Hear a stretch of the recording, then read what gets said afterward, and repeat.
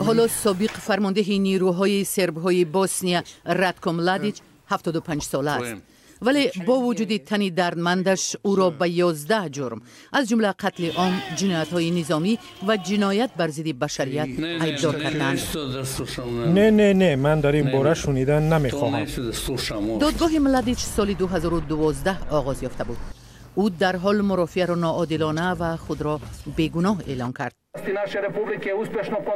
ملادیچ سال 1992 تا سال 1995 در جریان نزاع بوسنیا که باعث قربانی هزاران نفر شد، فرمانده نیروهای سرب‌های بوسنیا بود. ایبدار کنندگان دادگاه بین المللی عاید به یوگسلاویای سابق تأکید می کنند که ملادیچ فرمان پاک کردن بوسنیا از مردم غیر سرب را صادر کرده است. این مردم نافار به طور معجزه‌ناک از محل دلخواه ناپدید نشدند. سال 1995 نیروهای ملادیچ سربرنیتسا، شهری را که شورای امنیت سازمان ملل متحد به منطقه امن شامل کرده بود، تحت تصرف درآوردند. در اول نظامیان به مردم محلی شکلات دادند. خود ملادیچ فراریان مسلمان را آرام می‌کرد. آنهایی که می‌خواهند این منطقه را ترک کنند می‌توانند بروند.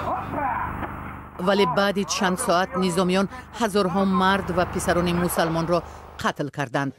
این بزرگترین قتل عام در اروپا از زمان جنگ دوم جهانی بود. با فرمان ملادیچ و زیر نظارت طرفداران او عملیات گسترده و تحریزی شده انجام شد که در پی آن بیش از 7000 مرد و پسر بچه کشته شدند. ملادیچ در دادگاه هیچ علامتی از پشیمانی نشان نمیداد. روز او در مرافعه دادگاهی به یکی از مادران جبر دیده اشاره تهدیدآمیز کرد. و به طرف من نگاه کرد و اشاره کرد که گردن مرا هم میبرد.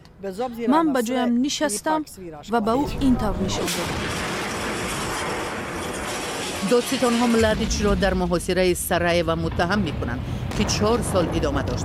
در پی تیراندازی‌ها در شهر نزدیک 10,000 نفر کشته شد.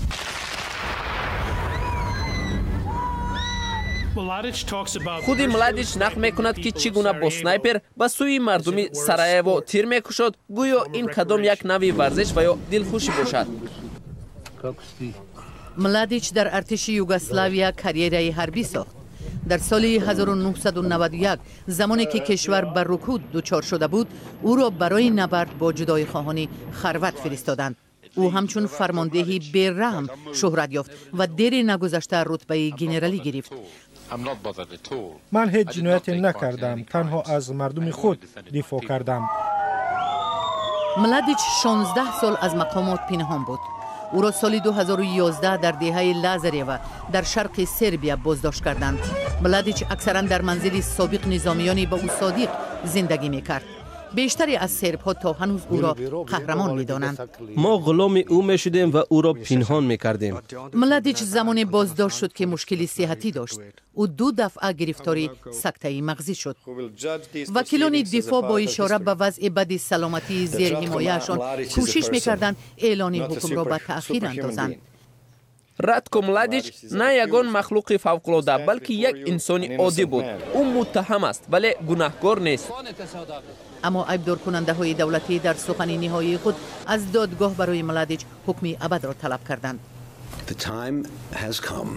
فرصت رسید که ژنرال ملادیچ برای جنایت‌هایش پاسخ بدهد در نزد هر یک جو دیده و هر یک قومی نابود ساخته.